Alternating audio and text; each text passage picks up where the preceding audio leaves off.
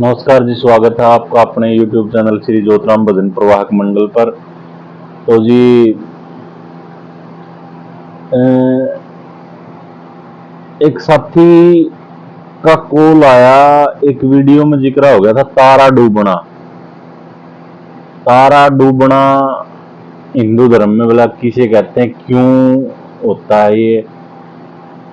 तो जी गणा है ज्ञान को नहीं, लेकिन फिर भी जितना आप गुणीजनों के सत्संग से सीखा है, जाना है, सुना है, उसी को आपके मध्य रखूंगा जितना मन पता है कि तारा डूबना क्या, क्यों बोला जावा है तारा डूबना, किस लिए बोला जावा है। तो एक कथा है, तो वो मैं आपके सामने रखूंगा। तो राजा बलि, आपने सुना होगा जी, राजा बलि जो थे उन्होंने 101 महायज्ञ किए थे, और 101 महायज्ञ करके उनकी इच्छा इतनी बढ़ गई थी कि वो स्वर्गलोक लेने की उनकी इच्छा हो गई थी। तो विष्णु जी ने देखा कि भाई ऐसे तो राजा बलि की जो है इच्छा बढ़ गई, अहंकार जो है बढ़ गया। तो वो उस समय अवतार लेते हैं, और अवतार भी क्या, वामन रूप में आए थे, वो बोना बन के आए थे। मतलब छोटी सी हाइट थी, बहुत कम हाइट में वो, और ब्राह्मण के भेष में आए थे, एक भिक्षुक के भेष में आए थे।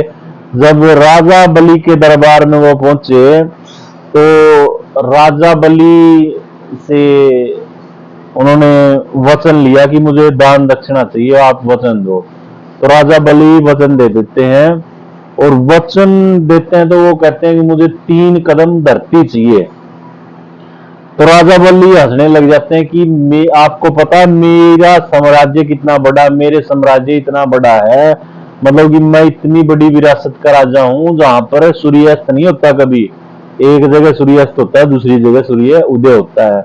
मतलब कि मेरी रियासत में कहीं भी सूर्य अस्त नहीं होता, इतनी बड़ी विरासत है मेरी। और आपने मांगा भी तो क्या, 3 कदम की धरती, और आपकी छोटी सी हाइट है, कितनी की धरती नाप लोगे आप? तो बोला जहां तक आपकी इच्छा हो वहां तक धरती आप माप सको। 1 कदम में ऐसा बताते हैं, लेख के अनुसार ऐसा बताते हैं कि 1 कदम में पूरी पृथ्वी को, जो वामन अवतार था विष्णु जी का, 1 कदम में पूरी पृथ्वी को माप दिया। और दूसरा जो कदम उठाया, आकाश की तरफ बढ़ाया, तो एक दूसरे कदम में ऐसा बताते हैं कि पूरे आकाश को दूसरे कदम में माप दिया। और उसी से में जो एक वो भजन है, गंगा जी तेरे खेत में गडेरी डोले चार, उसकी मतलब पहली ही कली में वो बात हुआ है कि ब्रह्मा जी के करमंडल में विष्णु जी का लग गया पैर। तो वो ऐसे पांव लग गया था, जब वो आकाश माप रहे थे अपने पांव से, तो वहां उस करमंडल पर, ब्रह्मा जी के करमंडल पे विष्णु जी का पांव लग गया था। तो गंगा तो उस दिन चल पड़ी थी। खैर वो कथा अलग हो जाओगी इस कथा तक, लेकिन जो बात जुड़ी है तो इसलिए बात साथ में निकल गई।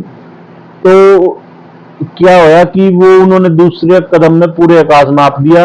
अब जो वामन अवतार थे वो बोलते हैं कि भाई धरती भी पूरी माप ली, आकाश भी पूरा माप दिया, तो तीसरा कदम, तो राजा बलि समझ जावा कि यह कोई छोटी सहज माया नहीं है, कद तो इनका बहुत छोटा सा, और इन्होंने काम इतना बड़ा कर दिया। तो ये खुद मतलब कोई आम साधारण ब्राह्मण नहीं है, कोई भिक्षुक नहीं है।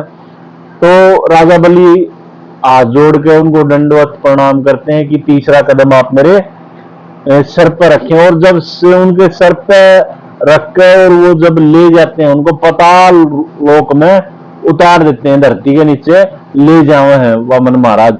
और जिस समय उनको पाताल लोक में छोड़ा गया, तो पाताल लोक में छोड़ दिया, उस समय वामन महाराज को विष्णु जी बोलते हैं, सॉरी माफी चाहूंगा, राजा बलि बोलते हैं विष्णु जी को कि महाराज मैंने 101 महायज्ञ किए हैं, क्या उनका ये परिणाम है, क्या ये फल है? तो वामन अवतार जो विष्णु जी का था वो बोलते हैं कि आपको पता लगा, लोक दे दिया है, और आपको आपके जो यज्ञों का फल है, यज्ञ किए हैं 101 आपने महायज्ञ किए हैं, उनका फल आपको यही पाताल में ही मिलेगा।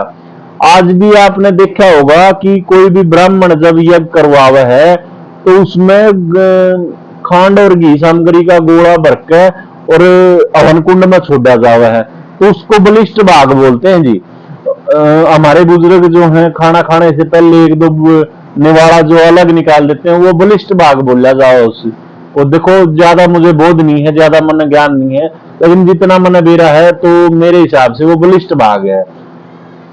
ये कोई मैं ज्यादा बड़ा ज्ञानी ध्यानी नहीं हूं, फिर भी कोई गलती हो तो बता दियो। तो उस समय राजा बलि ने विष्णु जी से वचन लिया है कि मुझे, तो जब विष्णु जी कौन है वामन अवतार में हो वो, कि बताओ आपको क्या चाहिए, तो वचन ले लेते हैं और बोलते हैं कि मुझे, मैं जब भी उठूं तो मैंने आपके दर्शन होने चाहिए। पाताल लोक का राज दे दिया, और जब भी मैं उठूं तो मुझे आपके दर्शन होने चाहिए। तो जी उस समय जब विष्णु जी वामन अवतार में थे, वामन रूप में थे, बोना के रूप में थे, तो वो उस वचन में बंध के, तो उस समय पाताल लोक में राजा बलि के द्वारपाल के रूप में कार्य करते थे। जब विष्णु जी पाताल लोक में गए, कुछ समय के लिए वो रहे हैं, तो उस समय जब वो जितना टाइम पाताल लोक में थे, उतना टाइम हिंदू धर्म में शुभ कार्य नहीं होते। सनातन धर्म में शुभ काम बंद हो जाओ, उसको तारा डूबना बोलते हैं। उस समय को, उस कार्य काल को, जितनी अवधि तक विष्णु भगवान, विष्णु जी पाताल लोक में रहे हैं, उस कार्य काल को, उस समय को तारा डूबना बोलते हैं। देखो, ज्यादा मैंने कोई बोध नहीं है, ज्यादा मैंने कोई ज्ञान नहीं है, फिर भी कोई भूल रहेगी हो, कोई गलती रहेगी हो तो मैं आपसे माफी चाहूंगा। आज के लिए इतना ही, तो बहुत बहुत धन्यवाद। धन्यवाद। कथा ये है जो आगे चलती रहेगी, इसका सेकंड पार्ट अगली वीडियो में आएगा। तो आज के लिए बस इतना ही, धन्यवाद।